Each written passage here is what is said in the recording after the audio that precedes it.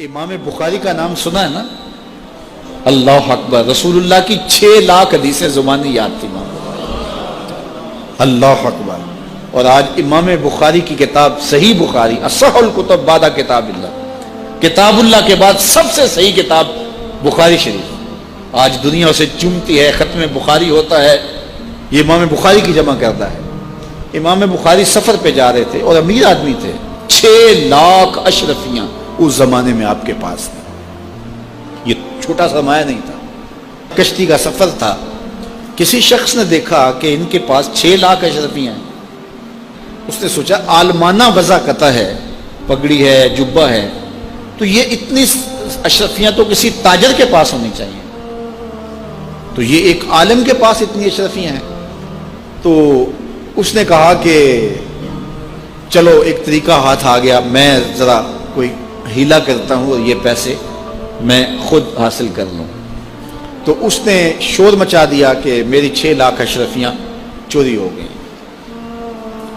کہ جب سب تلاشی لی جائے گی تو ان سے نکلیں گی تو لوگ کہیں گے تو ایک مولوی شخص ہے اور تیرے پاس اتنے پیسے کہاں سے آئے، تو اشرفیاں مجھے مل جائیں گی۔ تو جب تلاشی شروع ہوئی تو امام بخاری کی تلاشی لی گئی تو ایک اشرفی بھی نہیں نکلی، کچھ بھی نہیں نکلا، سارا سامان ٹٹولا گیا، کچھ نہیں نکلا۔ خیر چلو، لوگوں نے اس کو کہا تو جھوٹا ہے، تو نے خام خواہ جو ہے وہ ایک مکر کیا ہے۔ وہ بھی بڑا پریشان تھا کہ اشرفیاں میں نے ان کے پاس دیکھی ہیں، گئی کدھر؟ خیر جب جہاز چلنے لگا تو آہستہ آہستہ امام صاحب کے قریب ہو گیا، امام بخاری سے پوچھنے لگا حضرت اشرفیاں تو تھیں آپ کے پاس، تو کدھر گئیں؟ فرمایا جب تم نے الزام لگایا نا، اور مجھے پتا ہے کہ تم نے الزام کیوں لگایا ہے، میری وجہ دیکھ کے تم نے میرے سے ہتھیانا چاہا تھا، تو میں نے چپکے سے وہ اشرفیاں سمندر میں پھینک دی تھی۔ تو کہا حضرت اتنی زیادہ اشرفیاں اور سمندر میں پھینک دیں؟ کہا ہاں۔ کہا کیوں پھینکی؟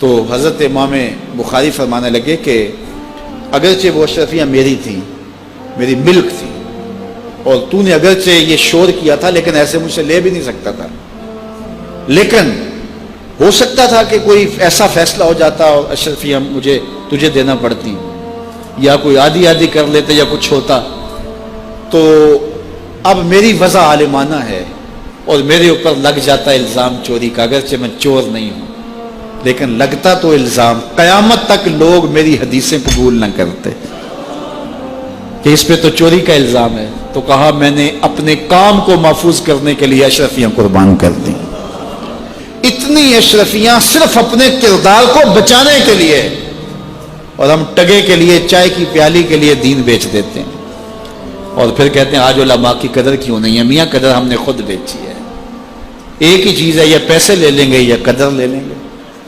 تو یہ ذمہ داری تھی ہماری کہ ہم انتہائی حساسیت کے ساتھ جو ہے اس دور کا ادراک کرتے اور حالات کو سمجھتے، اور جن لوگوں نے حالات کو سمجھ کے قدم اٹھائے ہیں وہ کامیاب اور بامراد ہوئے۔ اس لیے علماء کو بھی بہت زیادہ پھونک پھونک کے قدم رکھنے کی ضرورت ہوتی ہے کہ وہ ایک ایک قدم پھونک کر کے رکھیں۔ اعلیٰ حضرت نے کتنی خوبصورت بات کی تھی اپنے زمانے میں، آپ نے علماء کو جو نصیحتیں کی اس میں ایک نصیحت کی، آپ نے کہا علماء لوگ تمہیں دیکھ کے دین کے قریب ہوتے ہیں اور تمہیں دیکھ کے دور بھی ہو جاتے ہیں۔ کہا کہ اگر تم نے سنن غیر موقدہ کو چھوڑ دیا تو لوگ سنن موقدہ چھوڑ دیں گے، اور اگر تم نے سنن موقدہ کو چھوڑ دیا لوگ واجبات چھوڑ دیں گے، تم نے واجبات چھوڑ دیے تو لوگ فرائض چھوڑ دیں گے، اور اگر تم نے فرائض چھوڑ دیے تو لوگ کہیں دین نہ چھوڑ دیں۔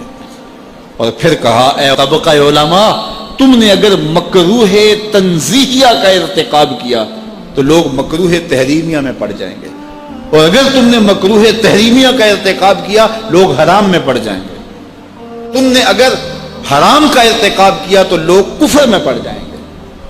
اس لیے علماء کو آج کے دور میں نہیں، ہر دور میں اپنے کردار کو بڑا صاف رکھنا چاہیے۔ یہ اولاد کے ساتھ ہمدردی نہیں ہے، ساری رات اولاد جاگتی رہے اور جب نماز کا وقت آ جائے تو ماں کہتی ہے بیٹے سو جا، اب تو اذان کا وقت ہو گیا۔ حالانکہ چاہیے تھا کہ اب تو اٹھ جا، اب اذان کا وقت ہو گیا، لیکن ماں اس وقت اگر سلا دے تو کیا یہ گوارا کرتی ہے کہ میرا بیٹا جہنم کی آگ میں جلے؟ ماں اپنی اولاد کو جگائے، اس سے ہمدردی یہ نہیں ہے کہ اب اس کو سونے دے، بیچارہ ساری رات جاگتا رہے. ساری رات جاگنے کا اسے حکم کس نے دیا تھا؟ فجر کے وقت جاگنے کا حکم ہے جب رحمت اللہ کی بٹ رہی ہے. تو اس کو بیدار کرے، اس کو جگائے. کڑکتی دھوپ ہے، آج کل موسم کتنا گرم ہے، تو اگر بچہ دھوپ میں کھڑا ہو اور اس کے پاؤں جلس رہے ہوں تو ماں گوارہ کرتی ہے، بھاگ کے اچک لے گی بچے کو کہ میں اسے دھوپ سے، تمازت سے، گرمی سے بچا لوں. تو کیا حشر کی کڑکتی دھوپ میں بیٹا پسینے میں شرابور ہو اور وہ پسینہ آگ سے بھی زیادہ گرم ہو تو کوئی ماں یہ گوارہ کرتی ہے؟ یقیناً نہیں کرتی.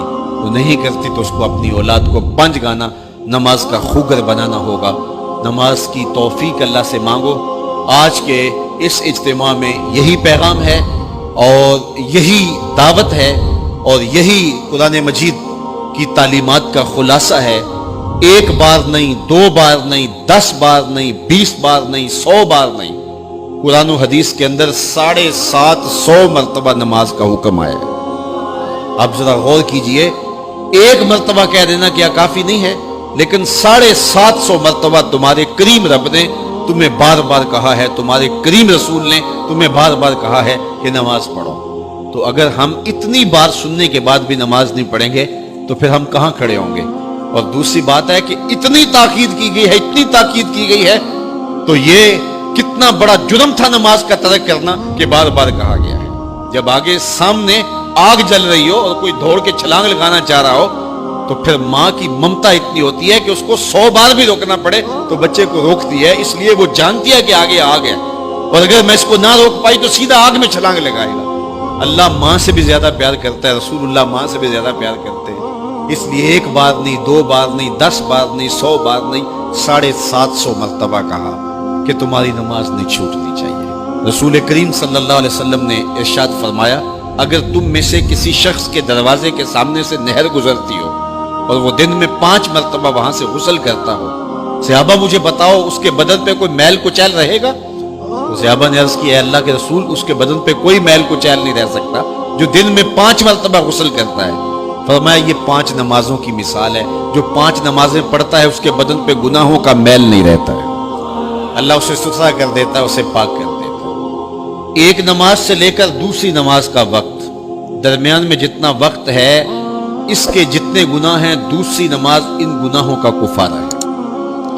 حضرت سلمان فارسی اور حضرت ابو عثمان سفر پہ جا رہے تھے، پت جھڑ کا موسم تھا. ایک درخت آیا جس کے پتے زرد ہو گئے تھے، تو حضرت سلمان فارسی نے شاخ پکڑی اور جھٹکا دیا، سارے پتے گر گئے. تو کہا، ابو عثمان تو نے مجھے پوچھا نہیں کہ یہ میں نے کیوں کیا ہے؟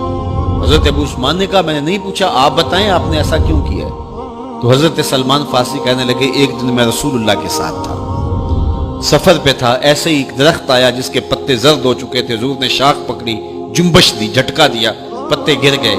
حضور نے مجھے دیکھا اور کہا، اے سلمان تو نے مجھے پوچھا نہیں کہ میں نے ایسا کیوں کیا ہے؟ تو میں نے کہا، بندہ نواز آپ بتا دیں آپ نے ایسا کیوں فرمایا ہے؟ فرمایا، سلمان جس طرح میں نے اس شاخ کو جنبش دی اور اس پر کوئی بھی پتا نہیں رہا، سارے گر گئے، جب بندہ نماز کے لیے کھڑا ہو جاتا ہے بدن کے سارے گناہ جڑ جاتے ہیں.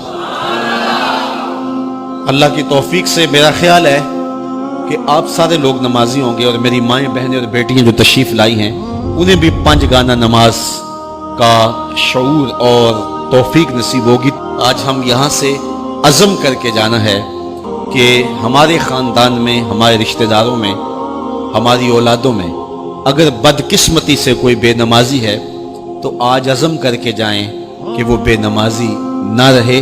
اتنے زور سے تبلیغ کریں گے کہ وہ نماز پڑھنے پہ مجبور ہو جائیں. تو سونے سے قبل 5 انگلیاں بھی گن لو اور 5 نمازیں بھی گن لو. جو کہا گیا مجھے امید ہے کہ یقیناً یہ آپ کی روحوں تک اترا ہوگا. اور اگر بدقسمتی سے کوئی بے نمازی ہے تو آج کے بعد بے نمازی نہیں رہے گا. اور ہم اپنے ماحول میں اپنی اولاد سے اگر پیار کرتے ہیں، حقیقی پیار ہمیں، تو پھر ان کو 5 گانا نماز کا عادی بنانا ہوگا اور ان کی